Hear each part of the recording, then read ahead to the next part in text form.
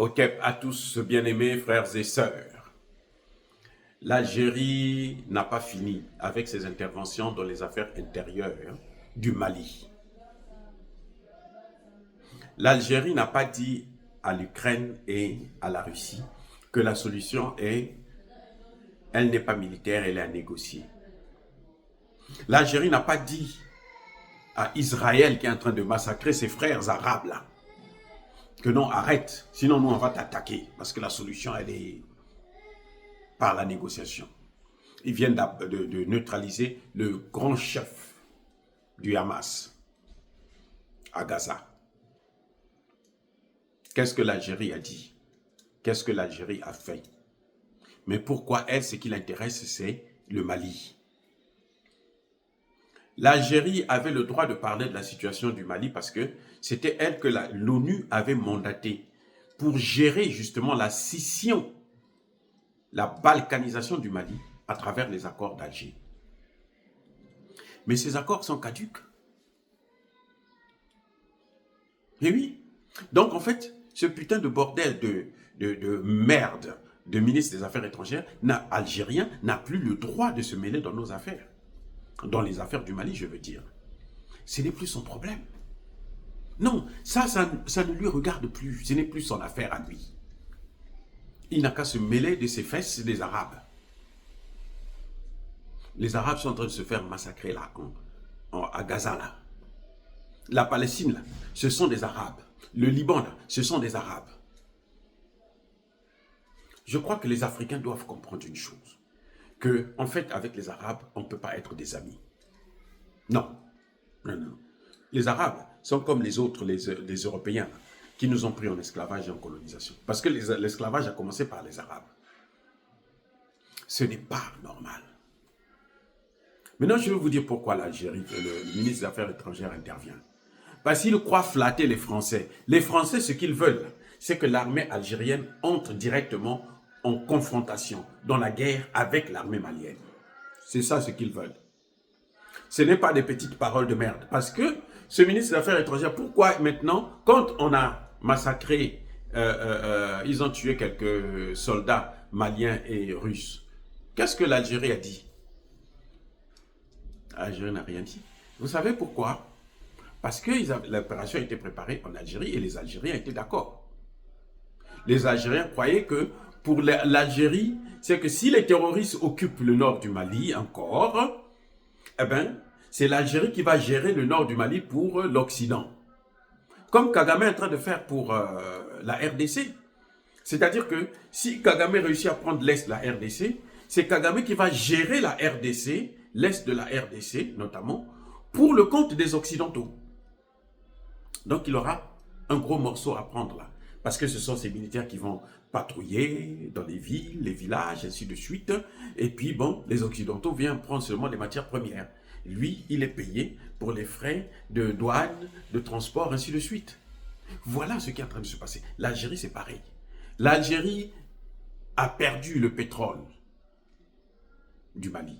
Le Mali est en train de devenir la première puissance pétrolière d'Afrique. Ah, attendez, non. Attendez, j'ai pas bien dit, hein? Écoutez. Le Mali est en train de devenir la première puissance pétrolière d'Afrique. Avec plus de 4000 milliards de barils de pétrole de réserve. La plus grande réserve du pétrole d'Afrique se trouve au Mali. On vient de la découvrir dans la zone du nord Mali, vers Tinsawaten, notamment le gisement de... Comment on appelle ça? La ville, c'est... Attendez, je vais me rappeler un peu. Touadéni, quelque chose de ce genre.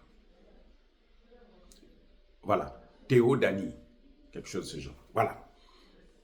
Donc l'Algérie est en train de perdre ça. Et puis entre-temps, les Français font pression avec les Occidentaux pour dire que non, bon, toi tu perds aussi le Sahara occidental si tu ne nous livres pas le Mali. Tu ne fais pas la guerre pour nous au nom de la paix. Mais le Mali, Assimi Goïta avait été très intelligent de suspendre, comme on l'avait dit. D'ailleurs, vous savez, on a été les premiers à dire que les accords d'Alger là sont caducs.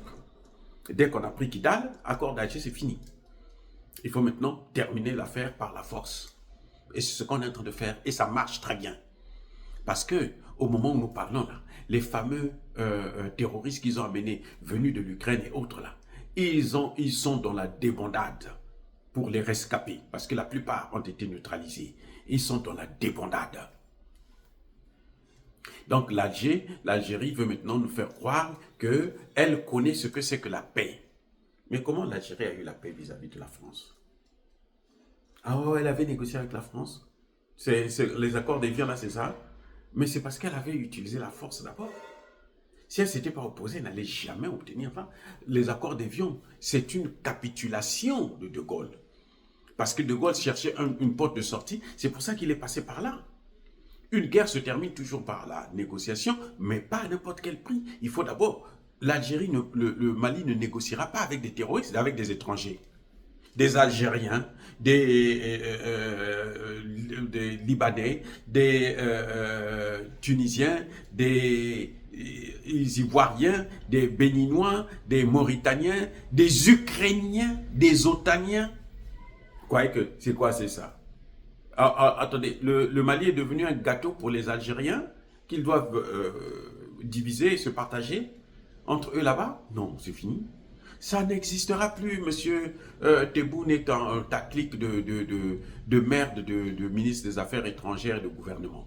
C'est fini. Le pétrole, là, ce n'est plus pour vous. Le pétrole du Mali sera malien. Il est malien et il restera malien. Vous n'allez plus l'avoir. Le Mali prendra toutes les dispositions.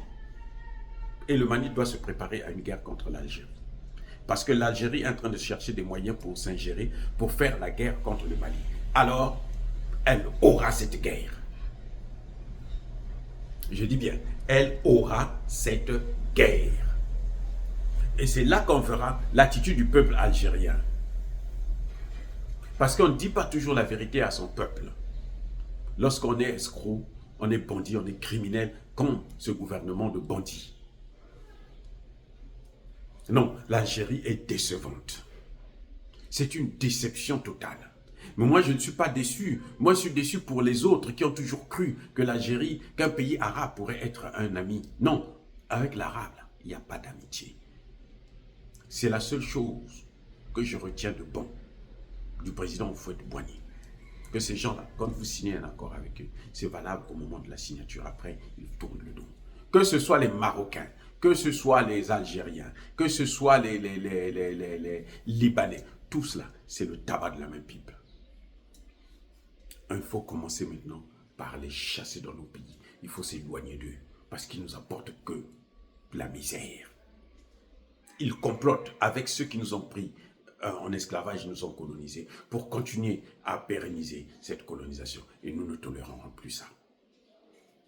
Si le ministre des Affaires étrangères algérien veut donner des leçons de diplomatie, il n'a qu'à les donner à la France, qui vient de reconnaître le Sahara occidental comme étant sous la souveraineté du Maroc. Il croit que c'est ça qui va faire à ce qu'on puisse prendre le Sahara occidental pour donner ça à l'Algérie. Non, c'est fini, monsieur l'Algérien. Vous avez perdu le combat. Parce que ces gens-là, ce pas des gens avec lesquels il faut négocier. Bon, comme vous êtes entre vous des bandits, vous pouvez négocier avec eux. Mais nous, on a lavé les mains. Vous n'allez plus revenir chez nous encore pour piller notre pétrole. Dire cela, c'est inciter à la haine ou à la violence. Non. Que ce ministre des Affaires étrangères algérienne aille se faire cuire un œuf ailleurs. Le Mali ne tombera plus jamais dans les mains de la France, ni de l'OTAN, ni même d'un pays arabe, quel qu'il soit. Que ce soit le Maroc, la Tunisie, l'Algérie, faites ce que vous voulez, nous ne sommes plus là-dedans. Soyez bénis, abondamment bénis par le Dieu des Kémites et par nos ancêtres angélisés. Mais que tous ceux qui persécutent le continent africain, le pillent et le déstabilisent, qu'ils soient noirs, blancs, chinois, arabes, juifs, indiens, qui qu'ils soient punis, maudits, foudroyés, neutralisés, écrasés, effacés par le Dieu des Kémites et par nos ancêtres angélisés. Vive l'Afrique éternelle. J'ai dit et j'assume.